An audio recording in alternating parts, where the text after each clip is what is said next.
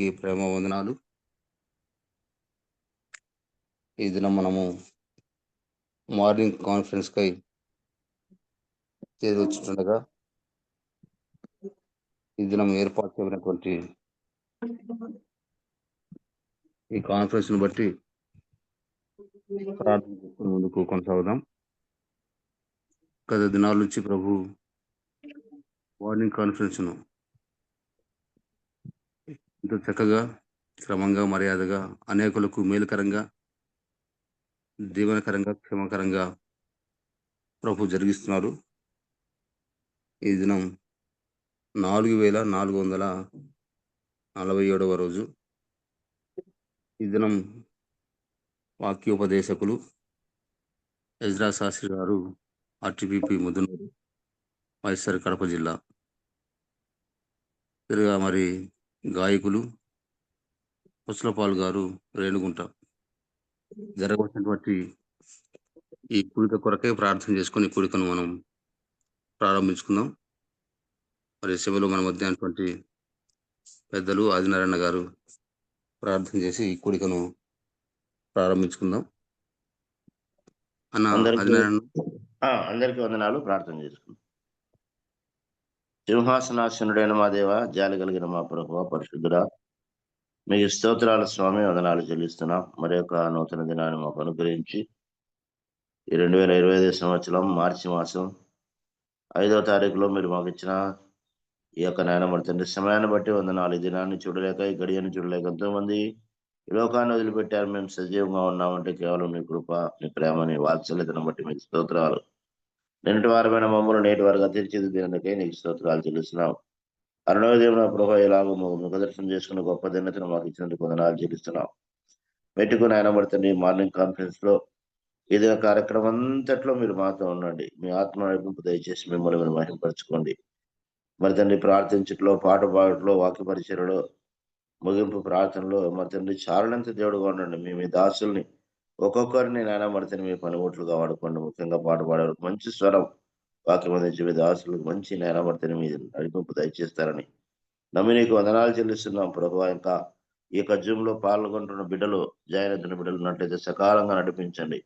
మేమందరం నాయనబడితండి మీ మాటలు వినడం ద్వారా మా యొక్క నాయనబడితండి జీవితాలు మార్చుకొని మీ సారూప్యంలోకి మార్చబడినట్టు సహాయం చేయించండి. అనుదినము నాయనబడితండి మాకు నాయనబడితండి ఒక చక్కని పాఠాలు నేర్పుతున్నందుకు వందనాలు నాయన, స్తోత్రాలు చెల్లిస్తున్నాం. ఈ పాఠాలు వింటూ మటుకే కాదు నాయనబడితండి మా జీవితాలని వాటికి సరిదిద్దుకునే చక్క చేసుకున్నట్లు కృప చూపుని వాడుకొని ప్రార్థిస్తూ ఈ యొక్క నా తండ్రి కాన్ఫరెన్స్ బహుగా ఆశీర్వదించమని ఈ దినం నాయన వాడు జరగబోయే కార్యక్రమం అంతట్లో మరి తండ్రి మీరే ఆశీనులై మరి తండ్రి చక్కగా నడిపించుకుంటారన్న మీ నీకు వందనాలు చెల్లిస్తూ నడిపిస్తున్న మీ దాసుని, భారం వహిస్తున్న మీ దాసులు మీరందరినీ నాయన బలపరచండి. చెరువచ్చిన ప్రియులందరినీ బట్టి స్తోత్రాలు. మెలకుతనం మరో దయచేయండి, చురుకుతనం దయచేయండి, నిద్ర మొత్తం తొలగించమని వేడుకుంటున్నాం. మెట్టుకునైనా ఏదెట్లున్నా ఆదియు మధ్యము అంతము అల్ఫై ఒమేగాను వీరిని నడిపించమని యేసు ప్రభుల వారి పరిశుద్ధమైన నామాన్ని బట్టి స్తుతించి ప్రార్థించి దీన మనసు అడిగి వేడుకుంటున్నాం తండ్రి. ఆమేన్. మంచిది ప్రియులారా, మరి ప్రార్థన చేసిన ఆదినారాయణ గారికి ప్రేమ వందనాలు. ఈ దినం కార్యక్రమంలో మరి మన మధ్య గాయకులు, పాట పడుతున్న వారు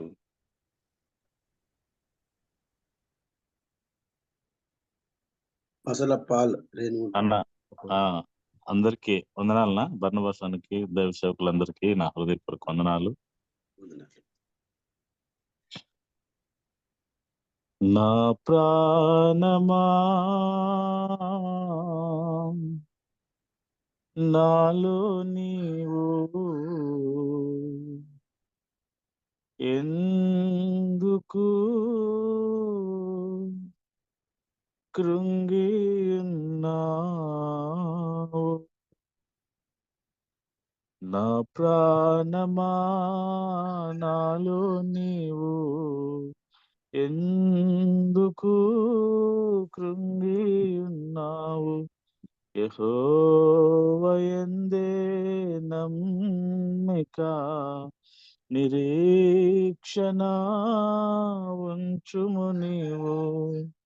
నా ప్రాణమా నాలో నీవు ఎందుకు కృంగి ఉన్నావు? యెహోవా యందే చింతను నిరీక్షణ ఉంచుము నీవు. ఈతి బాధల్ కఠిన శ్రమలే అవమానములే కల్గిన వేళన్ నీ కొరకే బలి అయిన యేసు సిలువను గూర్చి తలపోయుమా. ఈతి బాధల్ కఠిన శ్రమలే అవమానములే కల్గిన వేళన్ నీ కొరకై బలి అయిన యేసు సిలువను గూర్చి తలపోయుమా. అల్పకాల శ్రమల పిదప మహిమతో నేను నింపును ప్రభు. నా ప్రాణమా నా ప్రాణమా నాలో నీవు ఎందుకు కృంగి ఉన్నావు? యెహోవా యందే నమ్మిక నిరీక్షణ ఉంచుము నీవు. ఐశ్వర్యమే లేకున్నాను, సౌఖ్య జీవితమే కరువైనను, ప్రభు సేవలో ప్రాణంబులనే అర్పింపవలసి వచ్చినను. ఐశ్వర్యమే లేకున్నాను, సౌఖ్య జీవితమే కరువైనను, ప్రభు సేవలో ప్రాణంబులనే అర్పింపవలసి వచ్చినను. క్రీస్తునకే అంకితమై ఆనందించు, ప్రభు రాకక కనిపెట్టుమ నా ప్రాణమా. క్రీస్తునకే అంకితమై ఆనందించు, ప్రభు రాకక కనిపెట్టుమ నా ప్రాణమా. నా ప్రాణమా నాలో నీవు ఎందుకు కృంగి ఉన్నావు? యెహోవా యందే నమ్మిక నిరీక్షణ ఉంచుము నీవు. అందరికీ వందనాలు. వందనాలు. మంచి మిత్రులారా, మరి ఈ సమయంలో పాట పాడి వినిపించినటువంటి పసుల పాలన్న గారికి ప్రత్యేకమైన వందనాలు తెలియజేస్తున్నాం. వందనాలు. అందరికీ వందనాలు. ఈ సమయంలో వాక్యోపదేశకులు మరి ఎజ్రా శాస్త్రన్న గారు ఆర్టీపీపీ ముద్దునూరు వాయిసర్ కడప వాక్యోపదేశం చేస్తుండగా మనం అంతా శ్రద్ధగా ఉందాం. అంతకంటే ముందుగా ప్రార్థన చేసుకుని మరి ఈ సమయాన్ని అన్నగారికి అప్పగించుకుందాం. మన మధ్య ఉన్నటువంటి ఆకుపోగు యేసూపన్న గారు ప్రార్థన చేశారు వాక్య పరిసర కొరకై. యేసూపన్న అన్న వందనాలన్నా. అన్న ప్రార్థన చేయండి అన్న వాక్య పరిసర కొరకై. ప్రార్థన చేసుకుందాం. పరిశుద్ధుడైన మా తండ్రి, మహిమ కలిగిన మా గొప్ప దేవ, నిరంతరము స్తోత్రార్హుడమైన ప్రభా, మీ ఘనమైన శ్రేష్టమైన నామమును బట్టి స్తోత్రములు చెల్లిస్తున్నాం ప్రభా. మాకిచ్చినటువంటి శ్రేష్టమైన రక్షణ భాగ్యమును బట్టి స్తోత్రాలు చెల్లిస్తున్నాం. మా జీవితంలో ప్రభా ఎన్నో సంవత్సరాలు ప్రభా మా జీవితాల్లో గడిచిపోయినాయి. ఆయన నీ కృపను బట్టి మమ్మలను ప్రభా నడిపిస్తూ బలపరుస్తూ నన్ను కాపాడుచున్న దేవానికి స్తోత్రాలు చెల్లిస్తున్నాం. అలాగే తండ్రి 2025 సంవత్సరం మార్చి నెల 5వ తారీఖున 4447వ రోజున ఈ దినం కూడుకోవడానికి దైవజనులతో సహవాసం చేయడానికి పరిశుద్ధులతో నాయన మీరు ఇచ్చిన శ్రేష్టమైన ఉదయకాలపు ప్రభ కూడికను బట్టి స్తోత్రాలు చెల్లిస్తున్నాం. ఇదిగో నాయన మరి సమయంలో ఈ దినము జూమ్ మీటింగ్ నడిపిస్తున్న ముత్యాల మోయేశ్వరం బట్టి స్తోత్రాలు. ఇదిగో నాయన అలాగే ప్రార్థన చేసినటువంటి దాసుని బట్టి స్తోత్రాలు, పాట పాడినటువంటి పాలనను బట్టి స్తోత్రాలు. ప్రభువానికి స్తోత్రము తండ్రి. మరి సమయంలో వాక్యం అందించడానికై మా మధ్యలో మీరు ఏర్పాటు చేసుకున్నటువంటి ఈ దినం మరి ఎజ్రా శాస్త్రన్న గారిని బట్టి స్తోత్రాలు చెల్లిస్తున్నాం. ఆయన సంఘమును దీవించి ఆశీర్వదించి మహిమ పొందాలి. మరి సమయంలో బర్నబాసను బట్టి స్తోత్రాలు చెల్లిస్తున్నాం. వచ్చిన వారందరిని బట్టి కూడా నాయన యొక్క కూడికకు ఉదయకాలపు మరి నాయన కూడికను చేరి ఉండగా ప్రతి ఒక్కరిని మీరు ఆశీర్వదించి దీవించి మహిమ పొందమని, ఎటువంటి అంతరాయం లేకుండా ఈ యొక్క మాటలు మేము విని మరి జూమ్ మీటింగ్లో ఆన్లైన్లో ఏ అంతరాయం లేకుండా మీరు నడిపించి మహిమ పొందండి. వాక్యం విని నీ యొక్క వాక్య ప్రకారం మేము జీవించట కృప దయచేయమని, ఆద్యంతమును నడిపించి మహిమ పొందమని నాయన మరి సమస్తం సమకూడి జరిగించమని యేసు ప్రభు నామమున ప్రార్థించి స్తోత్రం చెల్లించి వేడుకొంచున్నాం తండ్రి. ఆమేన్. ఆమేన్. ఆమేన్. ప్రార్థన చేసినటువంటి ఆగిపోగు యేసుపన్న గారికి ప్రేమ వందనాలు. వందనాలు. ఈ సమయంలో వాక్యోపదేశకులు, దేవుని సేవకులు ఎజ్రా శాస్త్రన్న గారు ఆర్టీపీపీ ముద్దునూరు వాక్య పరిశీలన చేస్తుండగా మనమంతా శ్రద్ధగా విని ఆత్మీయ మేలు పొందుదాం. ఎజ్రా శాస్త్రన్న అన్న అన్న వందనాలన్న. వందనాలు. ఓకే. ప్రభునందు ప్రియమైన జూమ్ ద్వారా చేరవచ్చిన సహోదర సహోదరులందరికీ ప్రభు నామన వందనాలు తెలియజేస్తున్నాం. ఈ యొక్క ఉదయకాలం మనము దేవుని వాక్యాన్ని మనం శ్రద్ధగా విందాం. మనం అందరము ఎదిగిన లేఖన భాగాలే కొన్ని ఈ ఉదయకాలంలో జ్ఞాపకం చేయాలని నేను ఇష్టపడుతున్నాను. ప్రత్యేకంగా ఈ సమయంలో యోహాను మొదటి పత్రిక 4వ అధ్యాయము 6వ వచనములో ఒక చిన్న మాట నేను చదువుతున్నాను. మనము దేవుని సంబంధులము. మరొకసారి, మనము దేవుని సంబంధులం. ప్రభునందు ప్రియులారా, దేవుడు తన లేఖన భాగాన్ని మనందరి కొరకు దీవించి పంచిపెట్టునుగాక. మనం చదువుకున్న ఈ లేఖన భాగం మనము దేవుని సంబంధులము అని ఎజ్రన్నా అన్న కొంచెం సౌండ్ లో వస్తుంది. అక్కడ మీ ఫోన్ లో వాల్యూమ్ ఇస్తారా? ఫోన్ లో వాళ్ళు పెంచారన్న.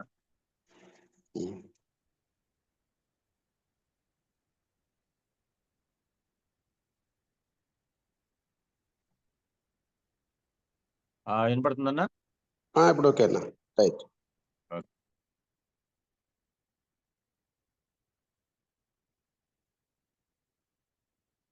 పిల్లరా, లోకములో మనము నివసిస్తున్నప్పుడు ఎవరికో ఒకరికి సంబంధించిన వారంగా మనం ఉంటాం. కొన్నిసార్లు లోకములో జీవిస్తుంటే యోహాను మొదటి పత్రికలో రాయబడినట్లుగా లోక సంబంధులు అని రాయబడి, అలాగే 3వ అధ్యాయంలో 8వ వచనములో చూస్తే పాపము చేయువాడు అపవాది సంబంధి అని రాయబడి. కాబట్టి ఎవరికో ఒకరికి సంబంధించిన వారంగా మనము ఈ లోకములో మనము జీవించాలి.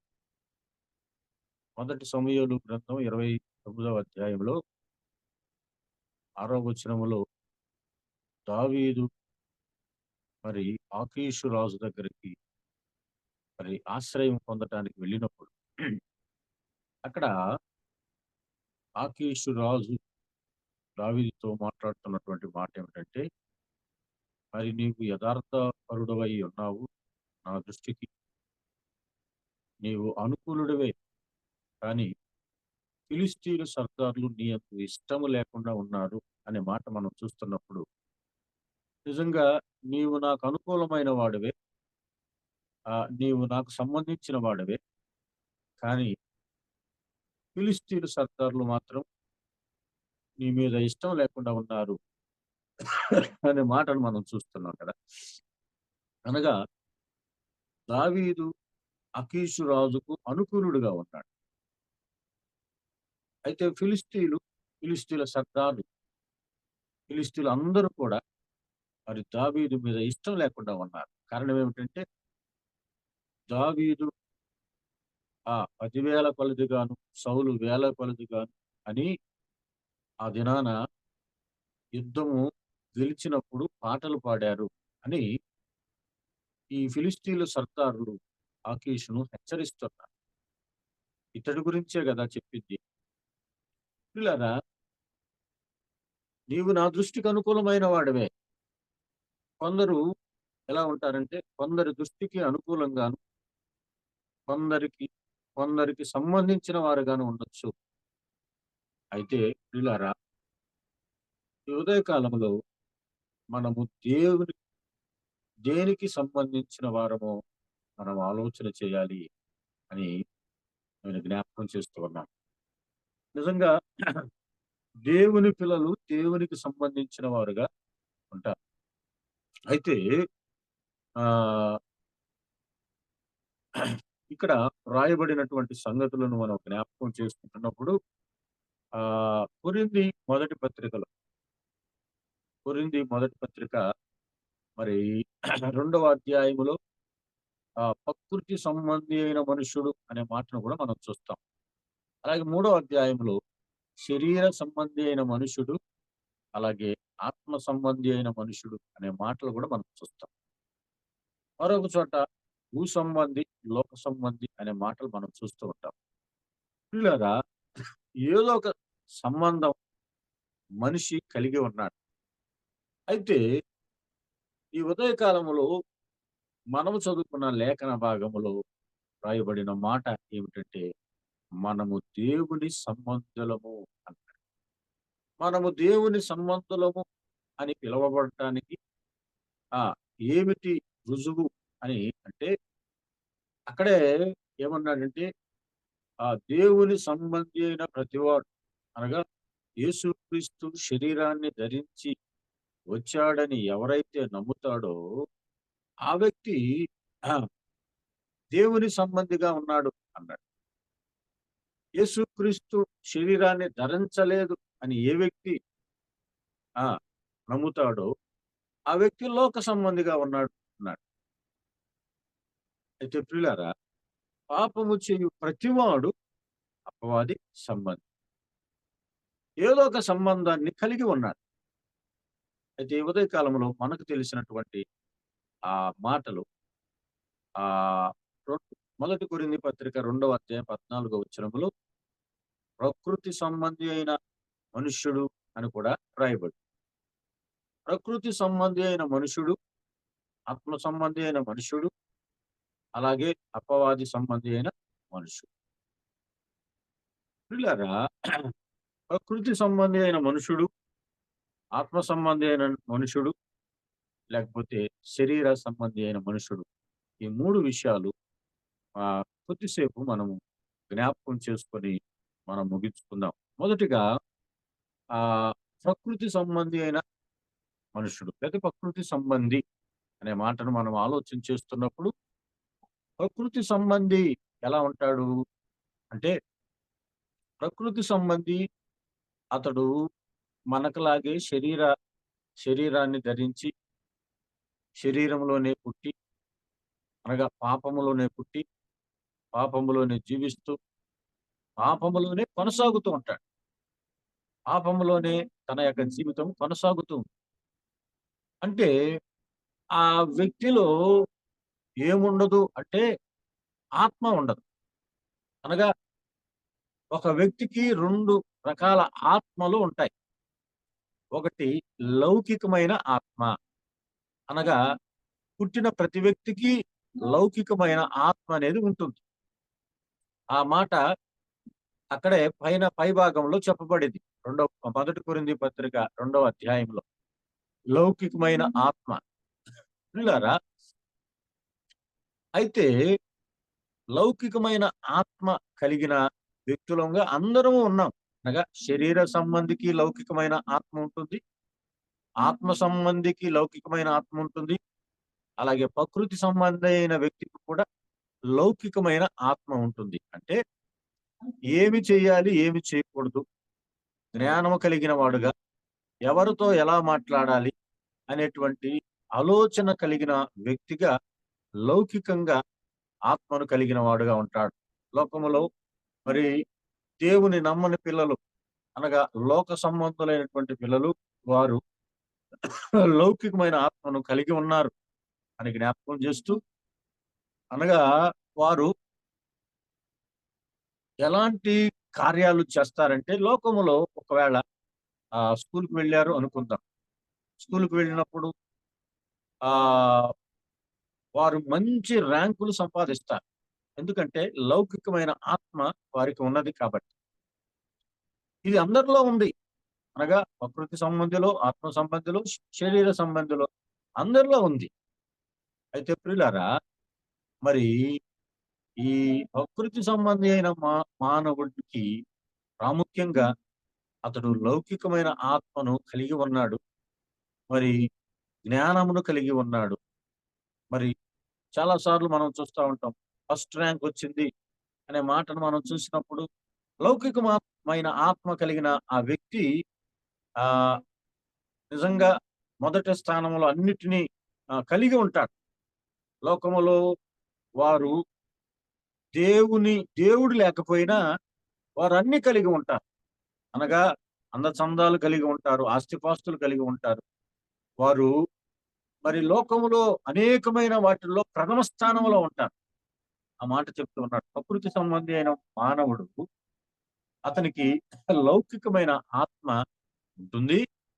అయితే ఈ ప్రకృతి సంబంధి అయినటువంటి మనిషి లౌకికమైన ఆత్మను కలిగి ఉన్నప్పుడు అతడు అనేకమైనవి, యోబు గ్రంథం 21వ అధ్యాయంలో ఒక మాట మనం చూస్తే అక్కడ వారిని భక్తిహీనులు అనే మాటతో వారిని పిలిచాడు. వారు 7వ వచనంలో చదివితే వారు వృద్ధులై బలాభివృద్ధి నొందిన వారుగా ఉంటారు.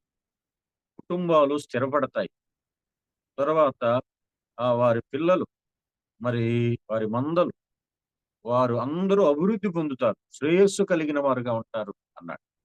ఇవన్నీ మాటలు మనము 49వ అధ్యాయం కీర్తన గ్రంథంలోను, అలాగే 73వ కీర్తనలోను అనేక చోట్ల వారి అభివృద్ధి మనం చూడగలుగుతున్నాం. అయితే వారు లౌకికమైన ఆత్మను కలిగిన వారుగా ఉన్నారు అని మనం జ్ఞాపకం చేయబడుతూ ఉన్నాం. అయితే ప్రియులారా, మరి దేవుని నమ్మిన వ్యక్తి వారిలో ఏమున్నదంటే ఆత్మ ఉన్నాడు, అనగా పరిశుద్ధాత్ముడు ఉన్నాడు. అందుకనే 3వ అధ్యాయం 1 కొరింథీ పత్రికలో మీరు దేవుని ఆలయమై ఉన్నారని అంటూ అక్కడేమన్నాడు, దేవుని ఆత్మ మీలో నివసించుచున్నాడని మీరు ఎరుగురా అన్నాడు. అనగా దేవుని నమ్మిన వారిలో దేవుని ఆత్మ ఉన్నది. ఈ దేవుని ఆత్మ లౌకికమైన ఆత్మ వేరు. లౌకికమైన ఆత్మ కలిగిన వ్యక్తులు లోకములో అన్ని పనులు చేయగలుగుతున్నారు. అయితే ప్రియులారా, దేవుని ఆత్మ, పరిశుద్ధాత్మ మీలో, మీరు దేవుని ఆలయమై ఉన్నారని మీలో ఎవరున్నారు, ఆత్మ నివసిస్తున్నాడని మీరు ఎరుగురా అన్నాడు. అనగా ఆత్మ నివాసము ఎవరిలో ఉంటుంది అంటే దేవుని పిల్లలుగా ఉన్న వారిలో దేవుని ఆత్మ ఉంటుంది, అనగా పరిశుద్ధాత్మ ఉంటుంది. ఇది ఎవరెవరిలో ఉంటుంది అంటే మరి శరీర సంబంధి అయిన వ్యక్తిలో ఉంటుంది, ఆత్మ సంబంధి అయిన వ్యక్తిలో కూడా ఉంటుంది. అంటే శరీర సంబంధి అయిన వ్యక్తిలో దేవుని ఆత్మ ఉంటుంది, కానీ దుఃఖపడుతూ ఉంటుంది, బాధపడుతూ ఉంటుంది. ఎప్పుడెప్పుడు బయటికి వెళ్ళిపోవాలా అనే ఆలోచన కలిగి ఉంటుంది. ఎందుకంటే శరీర సంబంధి చేసే కార్యాలను బట్టి దుఃఖపడి వెళ్ళిపోవటానికి ఇష్టపడుతుంది.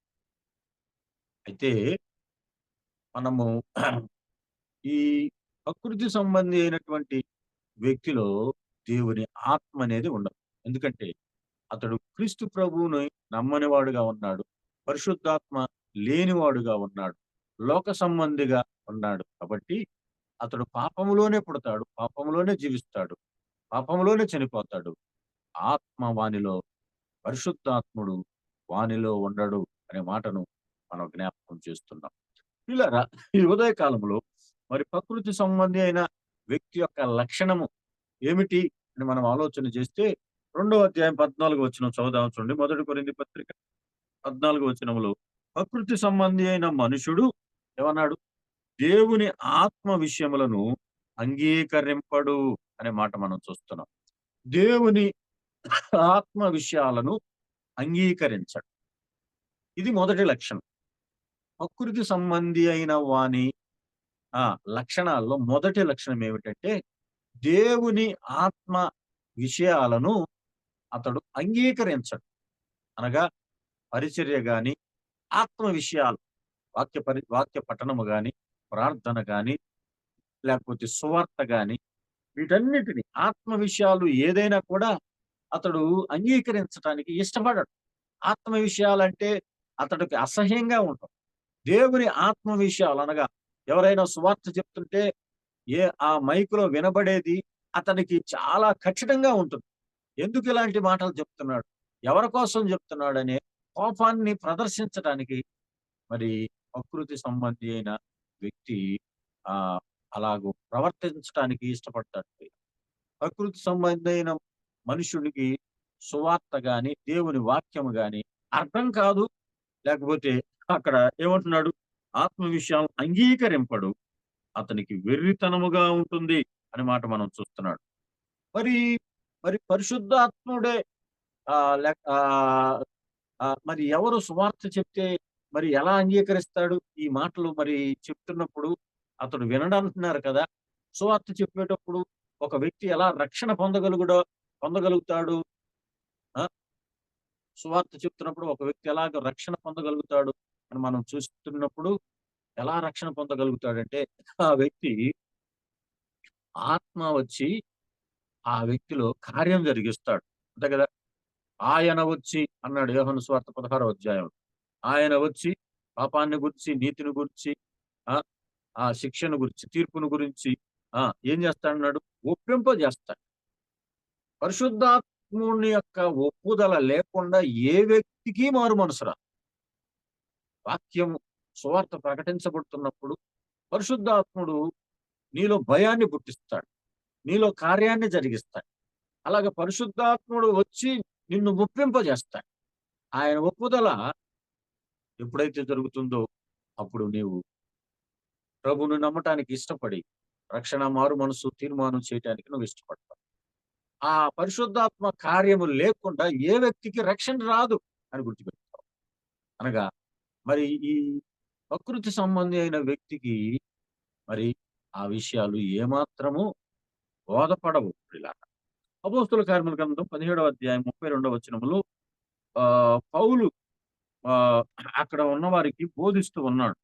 17వ అధ్యాయము 32వ వచనములో మరియు మృతుల పునరుత్థానమును గూర్చి వారు వినినప్పుడు కొందరు అపహాస్యము చేసిరి, మరికొందరు దీనిని గూర్చి నీవు చెప్పునది ఇంకొకసారి విందుము అని చెప్పారు. అలాగూ ఉండగా పౌలు వారి మధ్య నుండి వెళ్ళిపోయెను అన్నాడు. అనగా దేవుని వాక్యాన్ని అక్కడ పౌలు బోధిస్తూ ఉన్నాడు. అజ్ఞాన కాలమందు దేవుడు వారిని చూసి చూడనట్టుగా ఉన్నాడు అని ఏదెన్సు వారితో, అక్కడ ఉన్నటువంటి వారితో మాట్లాడుతున్నారు. ఏమంటే, నేను సంచరిస్తూ ఉంటుంటే ఇదిగో ఒక దేవత ప్రతిమ నాకు కనపడింది, తెలియబడని దేవత అని రాయబడి ఉన్నది దాని మీదని వారికి సువార్తను ప్రకటిస్తూ ఉన్నాడు. వారికి సువార్త ప్రకటిస్తూ ఉంటుండగా మరి అక్కడ ఏదెన్స్ పట్టణంలో ఉన్నటువంటి వారు అందరూ ఈ సువార్తను వినటానికి వారికి మనసు లేదు. ఏమంటున్నారు? కొందరు వినకుండా వెళ్ళిపోయారు. కొందరు ఏమంటున్నారు? ఇంకొకసారి వింటాము అని చెప్పారు. వినేవారు లేకపోతే చెప్పేవారికి అంత ఇష్టంగా ఉండదు. పౌలు వారి మధ్య నుండి వెళ్ళిపోయాడు అనే మాట మనం చూస్తున్నాం. కొన్నిసార్లు సంఘాల్లో కూడా దేవుని వాక్యాన్ని వినటానికి చాలా మంది ఆసక్తి చూపటం లేదు. పిల్లారా, అటువంటి మనసు ప్రకృతి సంబంధి అయిన వ్యక్తి యొక్క మనస్సుతో పోల్చబడి ఏమాత్రం వినటానికి మనస్సు ఉండదు. చాలా మంది ప్రార్థన చేసేటప్పుడు కళ్ళు తెరుస్తారు, లేకపోతే అటు ఇటు తిరుగుతూ ఉంటారు. ఆ వ్యక్తికి బోధపడదు. వాక్యం ఎంత ప్రకటిస్తున్నా బైబిల్ చూడాలని, లేఖనాలు చదవాలని, వినాలని ఆసక్తి ఏమాత్రం ఉండదు. బయట బయటే ఎక్కువగా వారు గడపటానికి ఇష్టపడతా ఉంటారు పిల్లలు. అయితే ప్రకృతి సంబంధమైనటువంటి మనుషుడు ఒక వ్యక్తి ఉన్నాడు. అపోస్తల కార్య గ్రంథం 24వ అధ్యాయంలో 24, 25 వచనం చూడండి. 24, 25 వచనం చూడండి. 24వ అధ్యాయం 25వ వచనంలో అక్కడ లేకపోతే 25వ వచనం. అప్పుడు అతడు నీతిని గురించి, ఆశా నిగ్రహముని గురించి, రాబో విమర్శను గురించి ప్రసంగించుచుండగా ఫేలిక్స్ మిగులు భయపడి, ఇప్పటికి వెళ్ళుము, నాకు సమయము వచ్చినప్పుడు నేను నిన్ను పిలుస్తాను అన్నాడు. చూసారా, ఇక్కడ ఫేలిక్స్ గవర్నర్ గా ఉన్నాడు. ఈ గవర్నర్ కి సువార్తను ప్రకటిస్తున్నాడు పౌలు. బంధకాల్లోనే ఉండి మరి సువార్తను ప్రకటిస్తున్నాడు. కైసరయ ప్రాంతంలో మరి ఫిలిప్ అక్కడ కైసరయ ప్రాంతంలో జైల్లో ఉంచబడ్డాడు పౌలు. పౌలు జైల్లో ఉంచబడిన తర్వాత మరి అతను చూడటానికి గవర్నర్ ఫేలిక్స్ వచ్చాడు. వచ్చినప్పుడు ఆయన కూడా వదిలిపెట్టలేదు, సువార్త ప్రకటిస్తున్నాడు పౌలు. సువార్త ప్రకటిస్తూ ఉంటుండగా మరి ఆయనకు భయం కలిగింది, మిగులు భయం కలిగింది. కానీ ఇప్పటికి జాలే, మళ్ళా వింటాను, నాకు సమయము దొరికినప్పుడు అన్నాడు. చూడండి, అక్కడ నాకు సమయమైనప్పుడు నేను నిన్ను పిలిపిస్తాను అనే మాట మనం చూస్తున్నాం.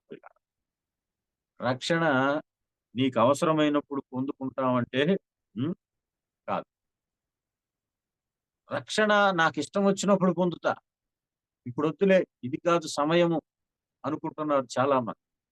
కానీ మనందరికి తెలుసు కొరింథీ పత్రికలో ఏమని రాయబడింది? ఇప్పుడే మిక్కిలి అనుకూలమైన సమయం, ఇదే రక్షణ దినం అన్న. సమయం ఉన్నప్పుడే మనము రక్షణ పొందాలి. దేవుని వాక్యము వినపడుతున్నప్పుడు, పరిశుద్ధాత్మ ఒప్పింపజేస్తున్నప్పుడు రక్షణ అనేది పొందుకోవాలి. నాకు సమయమైనప్పుడు నేను నిన్ను పిలువనంపుతా అన్నాడు. నీతిని గురించి, తీర్పును గురించి, ఆశా నిగ్రహాన్ని గురించి చెప్తున్నప్పుడు మిగుల భయం కలిగింది. కానీ ఏమంటున్నాడండి? ఇప్పటికి చాలు అంటున్నాడు. దేవుని వాక్యాన్ని వినటానికి ఇష్టపడటం లేదు, అలా పిలుస్తానులే పో అని అంటున్నాడు. పిల్లారా, ఇది ఈ ప్రకృతి సంబంధి అయిన వ్యక్తి యొక్క మొదటి లక్షణం. అతడు ఆత్మ విషయాలను అంగీకరింపడు. ఇది మొదటి విషయం. రెండవది, ఆ ప్రకృతి సంబంధి అయిన వ్యక్తి యొక్క లక్షణాల్లో అతడు ఆత్మ సంబంధి అయిన లేకపోతే ఆత్మ అతని ఆధీనంలో లేడు. అతని అంటే ఆ వ్యక్తి తన ఆధీనంలో ఉండడు. ఎవరు? ప్రకృతి సంబంధి అయినటువంటి వ్యక్తి తన ఆధీనంలో లేడు. అనగా ప్రకృతి సంబంధి అయిన వ్యక్తికి ఎవరో ఒకరు ఆధీనంలోనే ఉంటాడు. ప్రాముఖ్యంగా అపవాది ఆధీనంలోనే ఉంటాడు. ఎందుకంటే తన శరీరం మీద కానీ, తన మనసు మీద కానీ, తన మాటల మీద కానీ, తను చేసే కార్యాల మీద కానీ, ఏ పనులైనా కూడా తన మీద అధికారం లేకుండానే అతడు జీవిస్తాడు. అనగా అతడు తన మీద ఆధీనం లేకుండానే ఉంటాడు. ఏ కార్యాలైనా. వెంట్రులాకిజం అనే మాట మీరు వినే ఉంటారు. వెంట్రులాకిజంలో ఏం చేస్తారు? ఒక చిన్న బొమ్మను ఒళ్ళో కూర్చోబెట్టుకుంటాడు, లేకపోతే టంకలో ఎత్తుకుంటాడు. ఎత్తుకొని ఆ బొమ్మ మాటలు చెప్తా ఉంటాడు. ఈ బొమ్మ ఏం చేయాలంటే అతని మాటలను బట్టి అది అనుకరిస్తా ఉండాలి. ఆ బొమ్మ ఏం చెప్తే అది. ఆహ్, ఆహ్, అనగా ఈ ఆడించే వ్యక్తి యొక్క చేతిలో ఈ బొమ్మ ఉన్నది. ఈ బొమ్మ ఆడాల్సిందే. హైదరాబాద్‌లో నేను ఒకసారి లులు మాల్ అనే దానికి వెళ్తే మా మనమరాలు, మా అన్న కుమారుని యొక్క కుమార్తె చిన్న కారు ఒకటిచ్చారు. ఆ కారుని మరి రూ. 200 ఒక రౌండ్‌కి తిరగాలి. కూర్చుంటుంది చిన్న కారు. దాని వెనకాల ఒక వ్యక్తి రిమోట్ తోటి దాన్ని నడుపుతూ ఉన్నాడు. ఆ పాప స్టీరింగ్ తిప్పుతా ఉంది అటు ఇటు. ఆమె అనుకుంటుంది నేను తిప్పితేనే ఇది పోతుంది అన్నట్లుగా అక్కడ ఆ మాల్‌లో తిరుగుతా ఉంది. అయితే ఆ పాప స్టీరింగ్ ఇటు తిప్పుతుంటే అది ఇటు తిరుగుతా ఉంది. కారణం ఏమిటంటే ఆ స్టీరింగు ఆమె చేతిలో ఉంది కానీ కారు ఆమె ఆధీనంలో, ఆ పాప ఆధీనంలో లేదు. కారణం ఏమిటంటే వెనకాల ఉన్న వ్యక్తి ఆ రిమోట్ ద్వారా ఆ కార్‌ని కంట్రోల్ చేస్తున్నాడు. ప్రియులారా, అదే రీతిగా కారు ఆమె ఆధీనంలో లేదు. ప్రకృతి సంబంధి అయిన వ్యక్తి తన మీద తనకు అధికారం లేదు. అందుకనే ఎఫెసీ పత్రిక 2వ అధ్యాయంలో అక్కడ చూస్తే మనసు యొక్కయు, శరీరం యొక్కయు కోరికలు నెరవేర్చుకొనుచు అన్నాడు. ఎవరి ద్వారా? వాయుమండల సంబంధమైన అధిపతి అనే మాట మనం చూస్తున్నాం. వాయుమండల సంబంధమైన అధిపతి. అనగా ఈ వ్యక్తి ఏమన్నాడు? పాపముల చేత, అపరాధముల చేత చచ్చిన స్థితి. అనగా పేరుకు మాత్రమే మనిషి. జీవించుచున్నామన్న పేరు మాత్రమే ఉంటుంది. కానీ అతడు చచ్చిపోయినవాడు. అతడు పాపముల చేత చచ్చాడు. అపవాది ఆధీనములో ఉన్నాడు. అనగా ఇంకా తన మీద తనకు ఎలాంటి అధికారం లేదు. పుట్టిన దగ్గర నుంచి పాపము చేస్తున్నాడు. అలాగే యెషయా గ్రంథములో కూడా మాటలు రాయబడినాయి. తల్లి గర్భమున పుట్టినది మొదలుకొని, తల్లి గర్భమున పడినది మొదలుకొని అతడు తిరుగుబాటు అనే స్వభావం కలిగి ఉన్నాడు. దేవునికి వ్యతిరేకంగా అతడు జీవిస్తూ ఉంటున్నాడు. 2 కొరింథీ పత్రిక 4వ అధ్యాయం 4వ వచనంలో చెప్పినట్టుగా ఈ యుగ సంబంధమైన దేవత అవిశ్వాసులైన వారి మనోనేత్రములకు గుడ్డితనం కలుగు చేస్తుంది అన్నట్లుగా అవిశ్వాసిగా జీవిస్తున్న వారికే ప్రత్యేకంగా చెప్తుంది. అతడు చూడలేనటువంటి స్థితి. కన్నులున్నాయి కానీ చూడలేడు. మనిషి బ్రతికే ఉన్నాడు కానీ చనిపోయిన వాడే అన్నట్లుగా తన మీద తనకి ఆ ఆధీనంలో లేడు అనే మాటను మనం చూస్తున్నాం. ఈ యొక్క సమయంలో మరి కొరింథీ మొదటి పత్రిక 3వ అధ్యాయం 1వ వచనములో, సహోదరులారా, ఆత్మ సంబంధులైన మనుషులతో మాట్లాడినట్టు నేను మీతో మాట్లాడలేకపోతిని, శరీర సంబంధులైన మనుషులే అనియు అనే మాటను మనం చూస్తున్నప్పుడు అక్కడ ఆత్మ సంబంధి అయిన మనుషుడు అనే మాటను కూడా మనం చూస్తున్నాం. ప్రియులారా, ఆత్మ సంబంధి, there is a vast difference between spiritual man and natural man. ప్రకృతి సంబంధి అయిన వ్యక్తికి, ఆత్మ సంబంధి అయిన వ్యక్తికి చాలా తేడా ఉంది. అనగా ప్రకృతి సంబంధి అయిన వ్యక్తి అతడు పాపములోనే జీవిస్తాడు, పాపములోనే చనిపోతాడు. అతనిలో దేవుని ఆత్మ లేకపోతే పరిశుద్ధాత్మ అతనిలో లేడు. కానీ ఆత్మ సంబంధిలో పరిశుద్ధాత్ముడు నివసిస్తున్నాడు. మీరు దేవుని ఆలయము, దేవుని ఆత్మ మీలో నివసించుచున్నది అని చెప్పన్నట్లుగా దేవుని ఆత్మను కలిగిన వాడుగా ఉన్నాడు. ఆత్మ సంబంధి ఎలాంటి వాడంటే ఆత్మ సంబంధి 2 సార్లు జీవిస్తాడు. అనగా 2 సార్లు పుడతాడు. ఒకసారి పాపములోనే పుట్టిన అనుభవం, ఆ తర్వాత నూతన జన్మ అనుభవాన్ని కలిగి ఉంటాడు. నూతన జన్మ అనుభవం. అయితే ప్రకృతి సంబంధి అయిన వాడు ఒక్కసారే పుడతాడు. అది పాపపు జన్మలోనే పుడతాడు. అలాగే చనిపోతాడు. అతనిలో ఎలాంటి మారు మనసు అనేది లేదు. ఆత్మ సంబంధి యొక్క లక్షణం చూద్దాం చూడండి. 12వ వచనం. మొదటి కొరింథీ పత్రిక 2వ అధ్యాయం 12వ వచనం. ఏమన్నాడు? ఆహ్,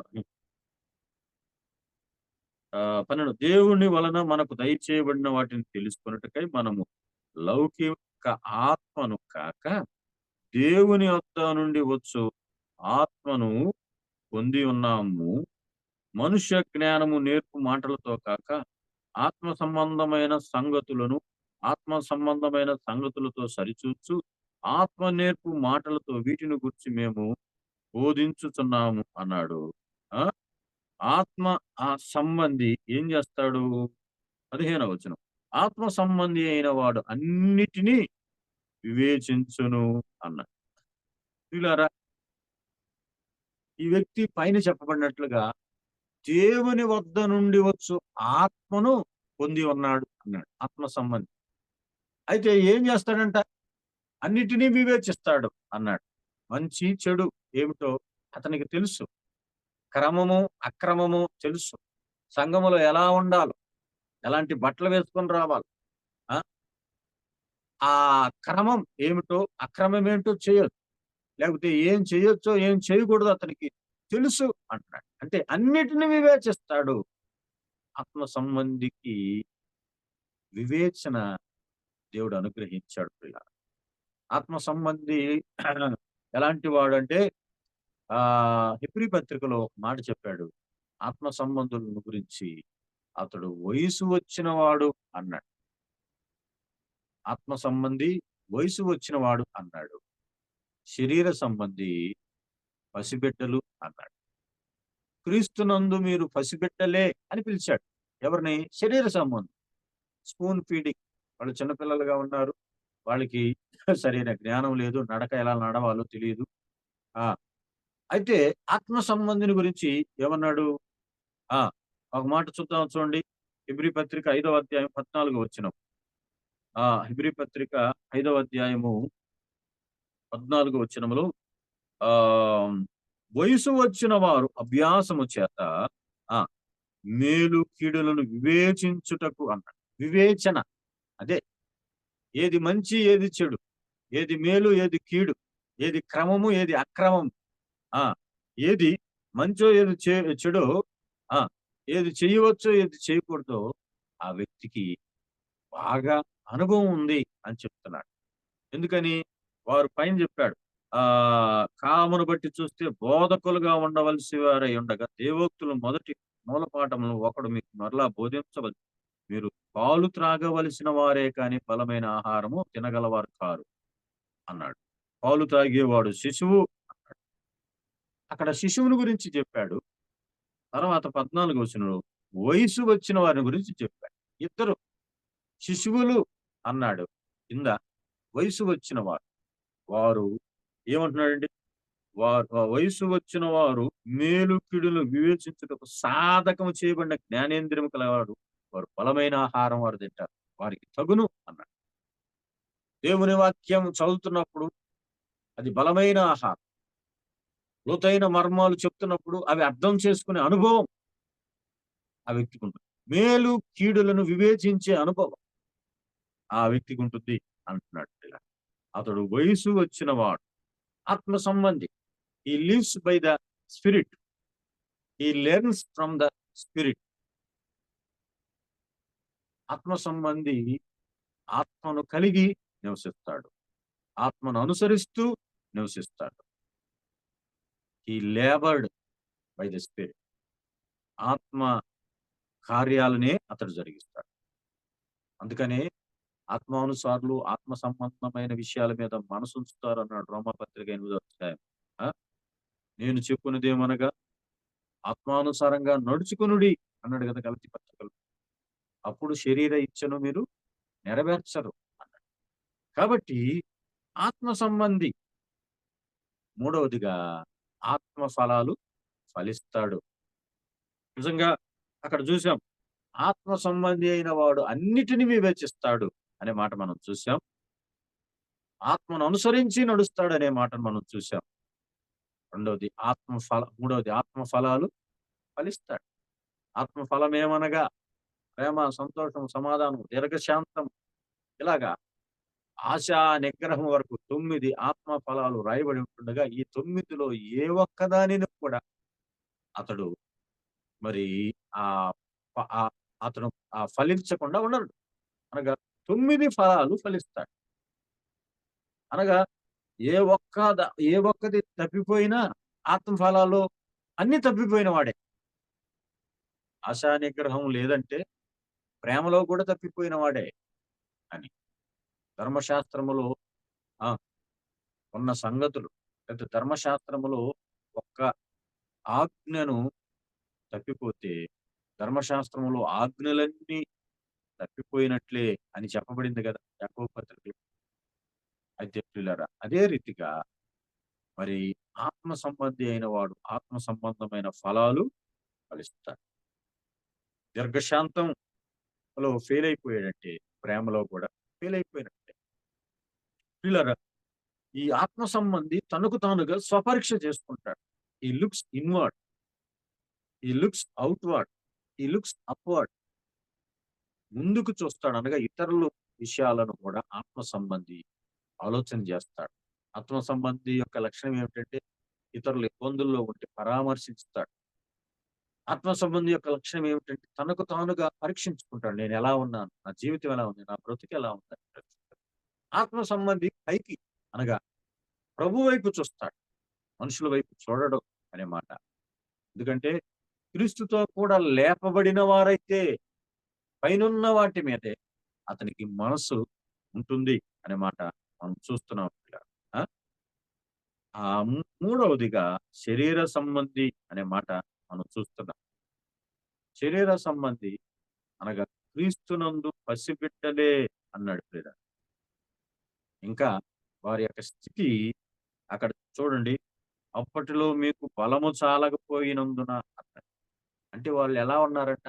బలహీనమైన స్థితిలో ఉన్నారు. ఆ ఈ వ్యక్తి రక్షింపబడిన వాడే, కానీ అతనిలో మార్పు లేదు. పరిశుద్ధాత్ముడు ఉన్నాడు, దుఃఖపడుతూ ఉన్నాడు. పరిశుద్ధాత్మ నింపుదల అనుభవం అతనిలో లేదు. పరిశుద్ధాత్మ కార్యాలు చేయలేకపోతూ ఉన్నాడు. రక్షణ పొందాడు, మారు మనసు పొందాడు, కానీ కొన్నాళ్లకు అతడు శరీరాన్ని, లోకాన్ని అనుసరించటం ప్రారంభించాడు. అపవాదిని అనుసరించటం ప్రారంభించాడు. శరీరానుసారుడు ఏం చేస్తాడు? శరీరం ఏం చెప్తే అది చేస్తాడు. పిల్లరా, ఇతనిలో మార్పు అనేది కనబడటం లేదు. సంఘానికి వస్తున్నాడు, చాలా సార్లు సంఘాల్లో ఎక్కువ మంది శరీర సంబంధులే ఉంటున్నారు ఈ దినాల్లో. పిల్లరా, అతను ఓడిపోయిన వాడి కింద లెక్క. Is a defeated man. యుద్ధ రంగంలో అతడు నిలబడలేడు, ప్రార్థన చేయలేడు, వాక్యము చదవలేడు, పరిచర్య చేయలేడు. అతడు ఓడిపోయిన వాడు. 3వ వచనం చూడండి, ఏమన్నాడు? మీలో అసూయలు, కలహములు ఉండగా మీరు శరీర సంబంధులైన మనుషుల రీతిగా నడుచుకుని వారు కాదా అన్నాడు. He cannot walk spiritual. అతడు ఆత్మ సంబంధిగా లేకపోతే ఆత్మను అనుసరించి నడిచేవాడుగా లేడు. ఎలా ఉన్నాడు? శరీర సంబంధి అయిన మనుషుల్లో ఏమున్నాయి అంటే అసూయలు ఉన్నాయి. ఒక వ్యక్తి పాట పాడుతున్నా, పరిచర్య చేస్తున్నా, లేకపోతే మరొకటి, ఎప్పుడు ఈయనే లేస్తాడు, ఎప్పుడు ఈయనే పాడతాడు, ఎప్పుడు ఈయనే పాట తీస్తాడు. ఇవి అసూయ. లేకపోతే ఇంకొక రకంగా ఆ నాకంటే బాగా మాట్లాడుతున్నాడు, బాగా చెప్తున్నాడు అనేటువంటి ఆలోచన, లేకపోతే ఓర్చుకోలేనటువంటి తనం, లేకపోతే ఇతరులకు కంప్లైంట్. అక్కడ మీలో అసూయ, కలహాలు,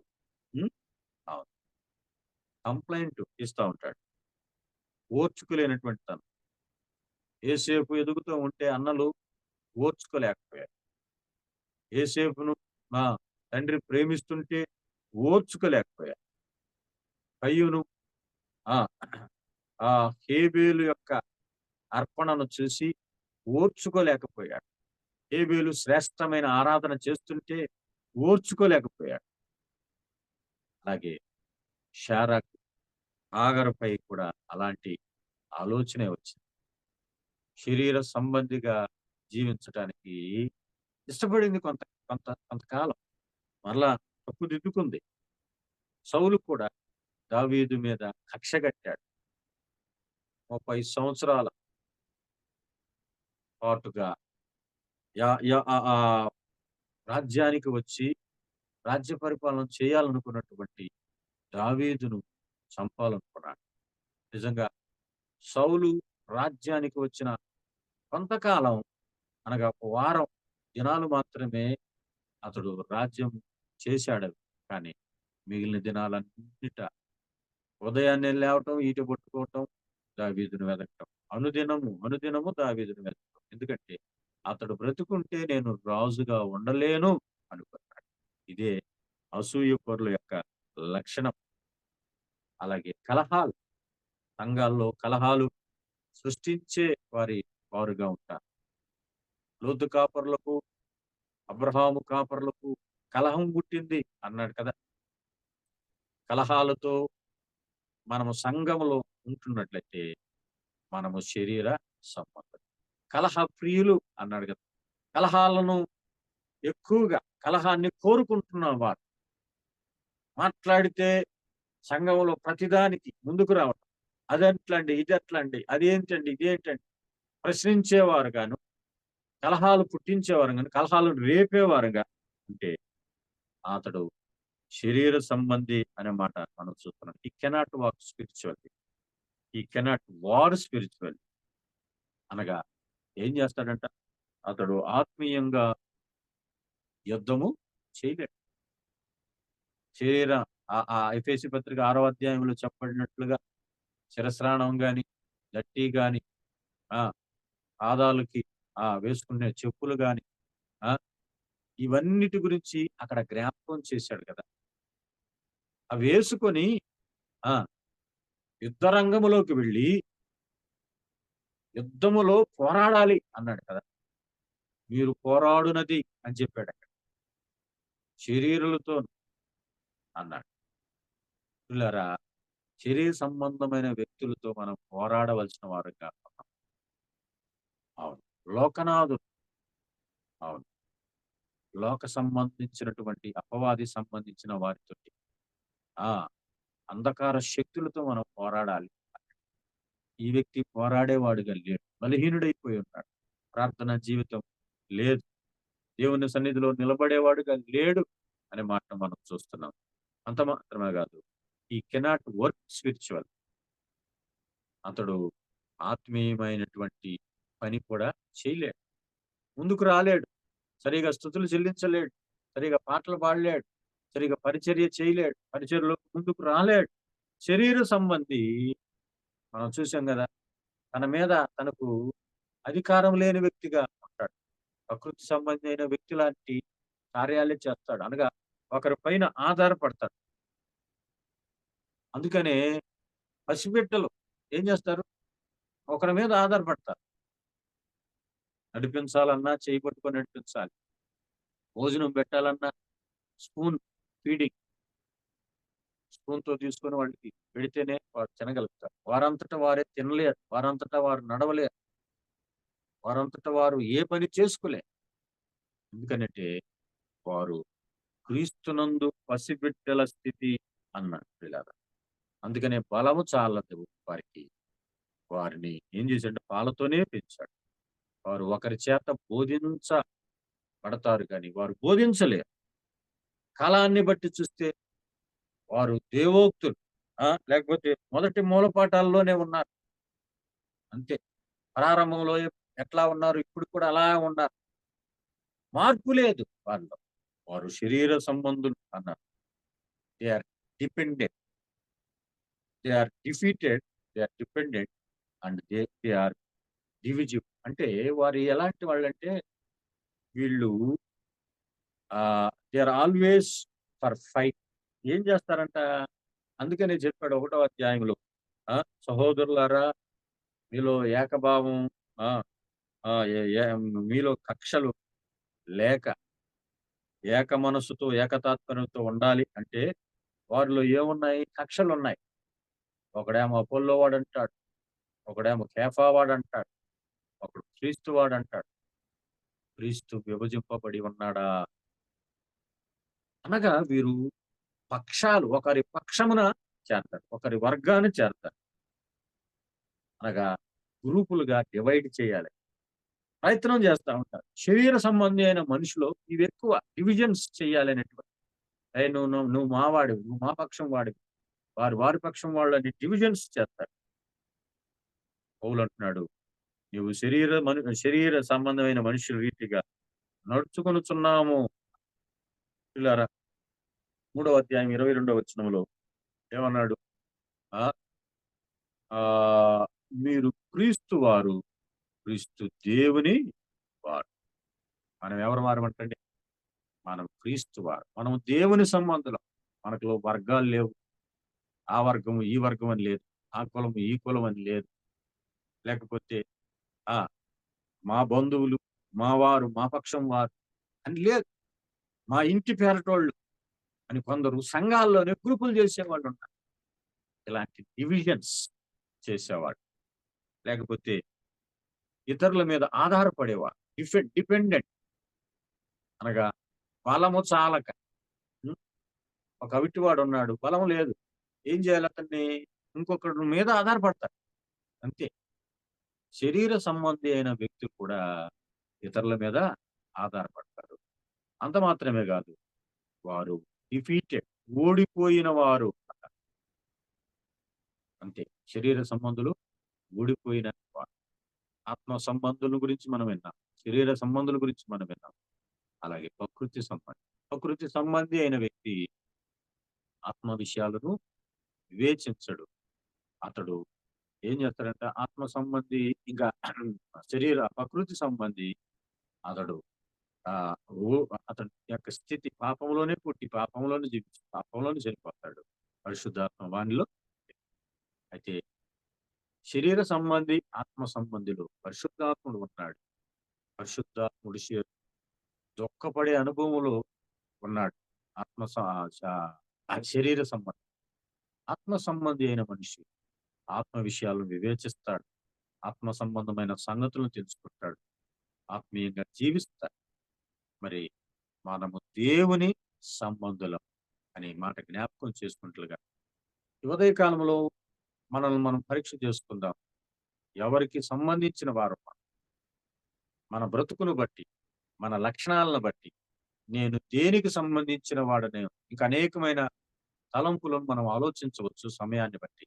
ఇలారా, మనం ఎవరికి సంబంధించిన వారం? క్రీస్తు ప్రభు మన కొరకు ఈ లోకానికి వచ్చాడు, ఆయన ప్రాణం పెట్టాడు, రక్తం కార్చాడు, ఆయన సిలువలో మన కొరకు వేలాడదీయబడ్డాడు అనే సంగతిని మనం తెలుసుకొని మనము ప్రభువుని వెంబడిస్తూ ఆత్మ సంబంధులంగా జీవిస్తున్నాం. ఆత్మ సంబంధి అయిన ప్రతివాడు ఆయన మాట పెట్టాడు, ఆయన అనుసరించే వారంగా ఇలా ఆ రీతిగా మనం ఎవరు వారమో తెలుసుకొని ఆత్మీయంగా మన జీవితాలను పడిపోతాం. థ్యాంక్ యూ అన్న. అదనా మంచిది పిల్లరా. మరి దేవుని సేవకులు ఎజ్రా శాస్త్రాన్న గారు చక్కటి అంశాలు మనకు అందించారు. ఉదయకాల సమయంలో మనము దేవుని సంబంధులమా?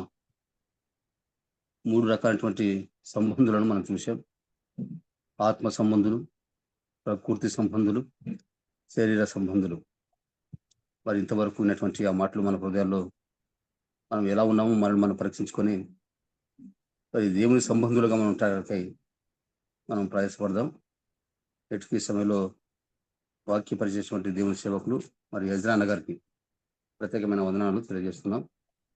ఈ సమయంలో మనం వచ్చినటువంటి రవి మనోహర్ అన్న గారు వాక్యం మరి ప్రార్థన చేసి మరి ఈ కార్యక్రమాన్ని ముగించుకుందాం. రవి మనోహర్ అన్న గారు ప్రార్థన చేసి ఈ కార్యక్రమాన్ని ముగించుకుందాం. ప్రేమ గల మా ప్రియ ప్రభువ, మహాపరిశుద్ధుడైన మా తండ్రి, మీ ఘనమైన నామమునకు ఉన్నతమైన శ్రేష్టమైన నామమునకు స్తుతులు స్తోత్రములు వందనములు చెల్లిస్తున్నాం. మమ్మల్ని శాశ్వతమైన ప్రేమతో ప్రేమిస్తున్న ప్రేమ స్వరూపివి, అందులో బట్టి మీకు స్తోత్రములు చెల్లిస్తున్నాం. మీ ప్రియకుమారుడు మా ప్రాణ విమోచకుడైన యేసుక్రీస్తు పరిశుద్ధ నామం బట్టి మేము స్తుతిస్తున్నాం, స్తోత్రిస్తున్నాం.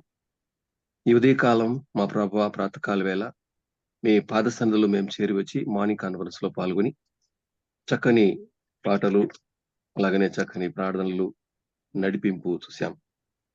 మీ దాసులు మా ప్రభువా మోసెస్ గారు చక్కగా నడిపించారు.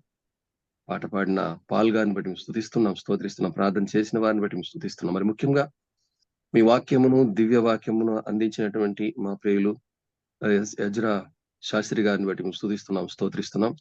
చక్కని సందేశాన్ని మా హృదయాల్లో నింపారు. అందులో బట్టి మీకు స్తోత్రములు. ఆత్మపూర్ణులుగా సిద్ధపడి మా మధ్యకు వచ్చి మీరు అందించిన లేఖనాలను బట్టి మేము స్తుతిస్తున్నాం, స్తోత్రిస్తున్నాం.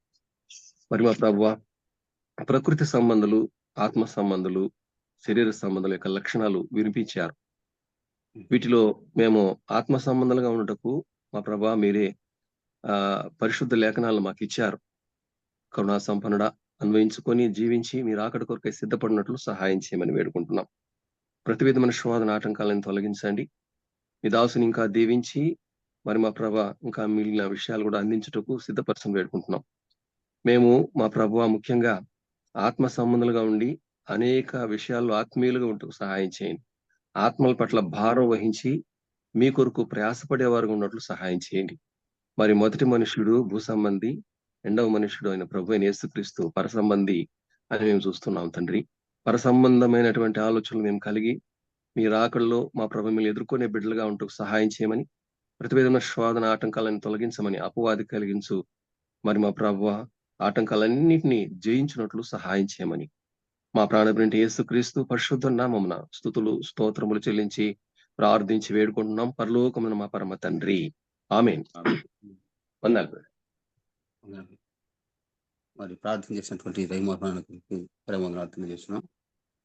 మెచ్చుకుపులారా మరి ఈ సమయంలో ప్రారంభ ప్రార్థన చేసినటువంటి ఆదినారాయణ అన్న గారికి, తిరిగా పాట పడినటువంటి పాలన్న గారికి, తిరిగా వాక్య పరిసర కొరకై ప్రార్థన చేసినటువంటి కేశవపన్న గారికి, తిరిగా మరి వాక్య పరిచేసినటువంటి దేవుని సేవకులు యజ్రా అన్న గారికి, చివరిగా ప్రార్థన చేసినటువంటి రవి మనోహర్ అన్న గారికి ప్రేమను తెలియజేస్తూ మరి ముందున్న సమయంలో ఇంకా చెప్పవలసినటువంటి విషయాలు ఏమంటే బనవాసన గారు తెలియజేస్తారు. ఈ అవకాశం నాకు ఇచ్చినటువంటి బనవాసన గారికి మరి ప్రత్యేకమైన తెలియజేస్తూ ఈ సమయాన్ని అన్నగారికి అప్పగిస్తున్నాను.